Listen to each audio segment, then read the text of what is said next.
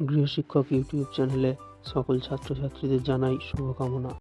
আজ আমরা এই ক্লাসে মাধ্যমিক ইতিহাসের ২ নম্বর অধ্যায় থেকে বেশ কিছু গুরুত্বপূর্ণ ২ নম্বরের প্রশ্ন উত্তর নিয়ে আলোচনা করব। এর আগের দিনেও আমরা আমাদের এই ক্লাসে ২ নম্বরের বেশ কিছু গুরুত্বপূর্ণ প্রশ্ন উত্তর নিয়ে আলোচনা করেছিলাম।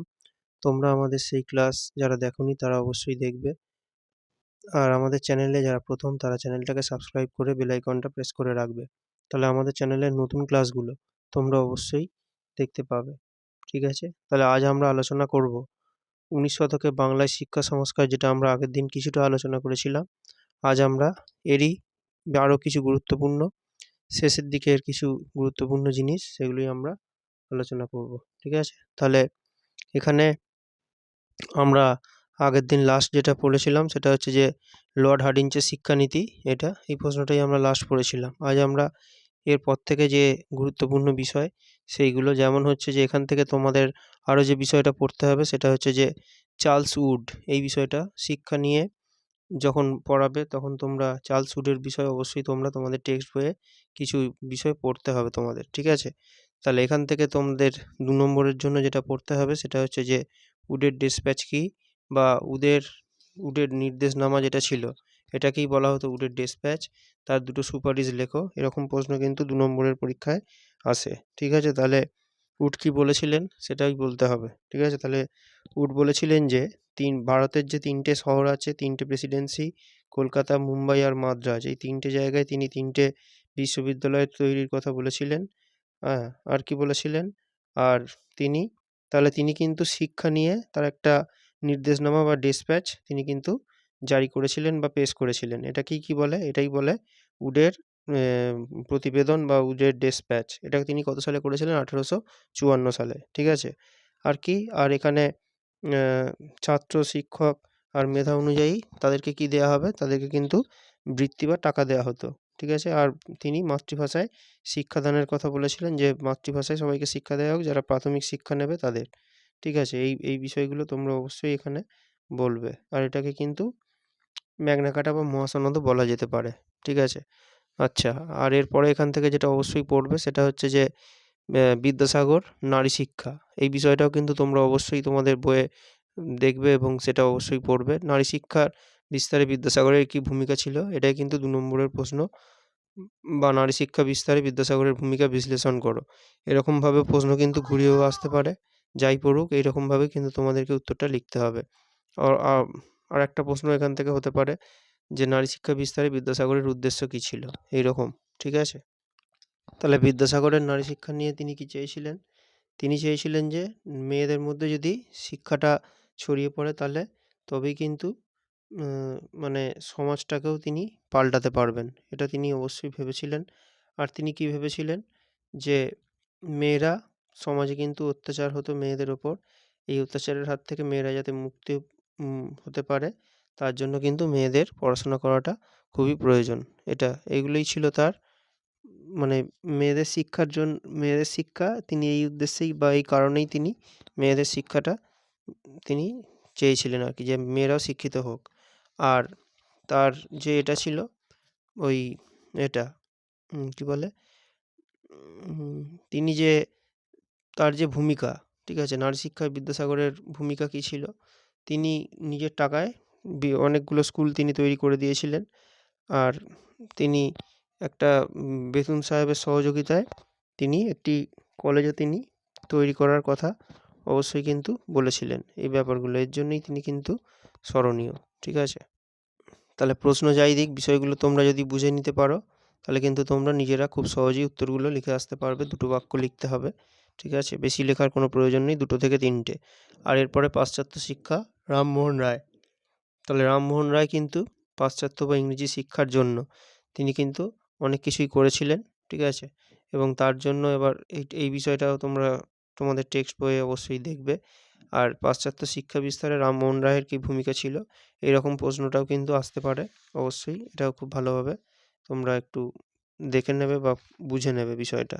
ঠিক আছে? রামমোহন কী চেয়েছিলেন?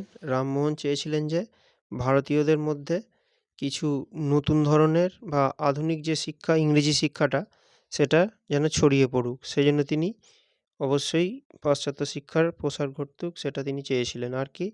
আর হচ্ছে যে মানুষের মনে যে সমস্ত কুসংস্কারগুলো আছে সেইগুলো যেন মানুষের মন থেকে দূর হয়, তার জন্যই তিনি এই পাশ্চাত্য শিক্ষা এবং মানুষ যেন সব কিছুকে যুক্তি দিয়ে মেনে নিতে পারে, এর জন্যই তিনি এই পাশ্চাত্য শিক্ষাটা তিনি চেয়েছিলেন যে এটা ভারতে শুরু করা হোক।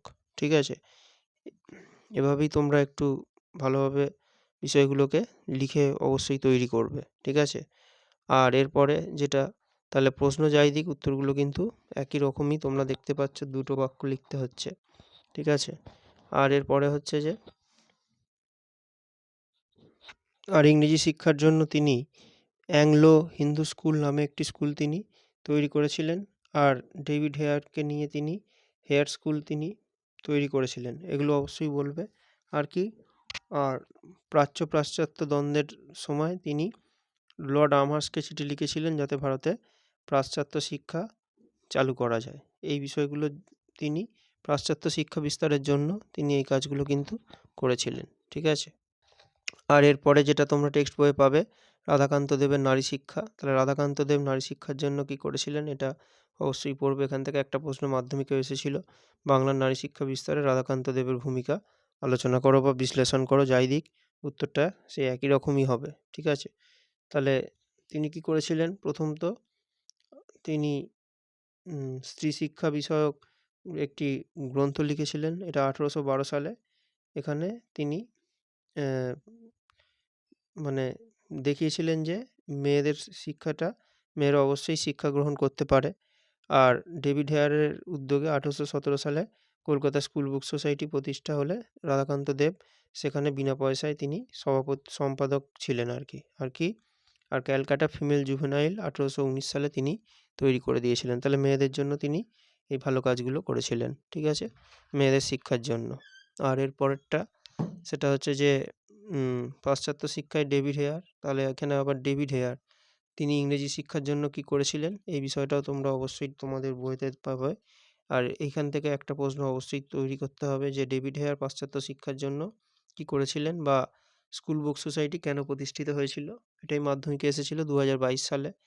প্রশ্নটা একই, খালি ঘুরিয়ে দিয়েছে। স্কুল বুক সোসাইটি কে তৈরি করেছিলেন? এটা ডেভিড হেয়ার। এটা মনে রাখলে কিন্তু এই উত্তরটা তৈরি করে ফেলা যাবে। তাহলে স্কুল বুক সোসাইটি তার মানে কি? মানে এখানে তিনি যে ওই স্কুলের ছাত্রছাত্রীদের জন্য তিনি কিন্তু স্কুলের ছাত্রছাত্রীরা যাতে পড়ার বইগুলো পায়, সেজন্য তিনি কিন্তু এইটা তৈরি করেছিলেন। স্কুল বুক সোসাইটি এটা তিনি তৈরি করেছিলেন কত সালে? এটা তৈরি করেছিলেন তিনি 1818 সালে, 1817 সালে। আর ক্যালকাটা স্কুল বুক সোসাইটিও তিনি তৈরি করেছিলেন। এটা হচ্ছে যে 1818 সালে। এখান থেকে তিনি এই ছাত্রদের পড়ার জন্য পাঠ্য বই এখান থেকে তিনি বিতরণ করতেন বা ছাত্রদের তিনি দিতেন আর কি। ঠিক আছে? এই বিষয়গুলো বলতে হবে। এরপরে যে বিষয়টা পড়তে হবে সেটা হচ্ছে যে নারী শিক্ষার বিষয়ে ওই বেথুন সাহেব যিনি ছিলেন, ড্রিঙ্কওয়াটার বেথুন, তার আসল নামটা কিন্তু অবশ্যই দেখে রাখবে। কেন এরকম ঘুরিয়েও প্রশ্ন দিতে পারে যে ড্রিঙ্কওয়াটার বিটন, আসল নাম এটাই। ঠিক আছে? তাকে আমরা বাঙালিরা বেথুন বলে ডাকি আর কি। তার কি ভূমিকা ছিল এই বিষয়টা? এইরকম প্রশ্ন কিন্তু পরীক্ষায় আসে। ঠিক আছে? তাহলে তিনি কি করেছিলেন? মেয়েদের শিক্ষার জন্য তিনি কিন্তু স্কুল তৈরি করেছিলেন। ঠিক আছে? সেটাই এখন বর্তমানে বেথুন স্কুল নামে, বেথুন কলেজ, এখন সেটা কলেজ হয়ে গেছে। আগে স্কুল ছিল। ঠিক আছে? এই বিষয়টা বলতে হবে। আর এটা তিনি কবে করেছিলেন? 1849 সালে। ঠিক আছে?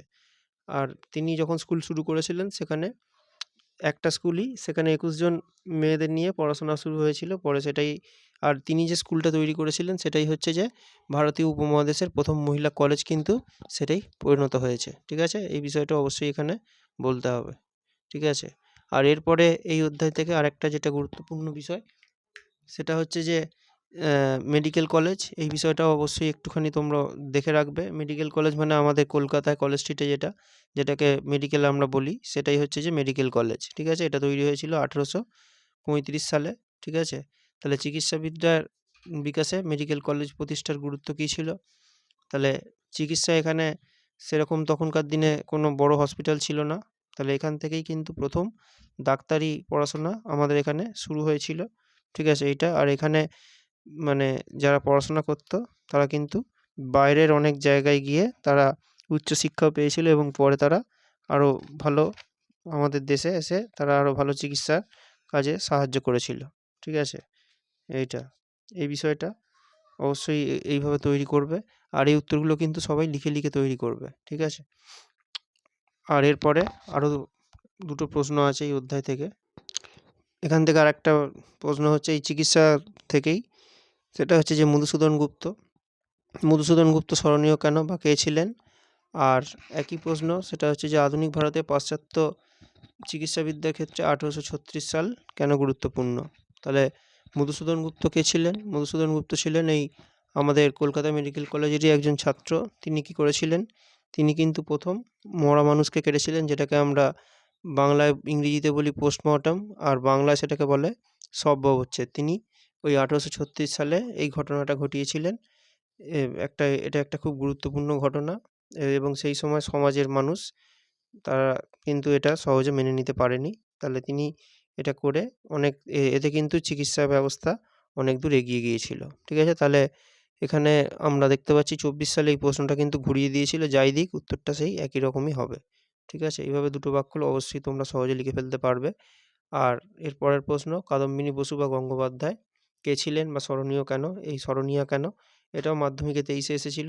এটা এটাও একটা খুব গুরুত্বপূর্ণ প্রশ্ন। ভালোভাবে অবশ্যই তোমরা তো পড়ে রাখবে, স্কুলের পরীক্ষার জন্য এটা ইম্পর্টেন্ট। ঠিক আছে? তাহলে তিনি ছিলেন ১ম ভারতের মহিলা ডাক্তার। এর আগে কেউ মহিলা ডাক্তার ছিল না, বা তিনি এশিয়ারও ১ম মহিলা ডাক্তার ছিলেন। ঠিক আছে? আর তিনি কিন্তু কলকাতা বিশ্ববিদ্যালয় থেকেই ১ম তিনি স্নাতক হয়েছিলেন। এছাড়া কলকাতা মেডিকেল কলেজে তিনি ভর্তিও হয়েছিলেন এবং সেখান থেকেই তিনি ডাক্তারি পাস করেছিলেন এবং মহিলাদের চিকিৎসার জন্য তিনি অনেক সাহায্য করেছিলেন। পরের ক্লাসে আমরা এই অধ্যায় থেকে আরও কিছু গুরুত্বপূর্ণ বিষয় নিয়ে আলোচনা করব।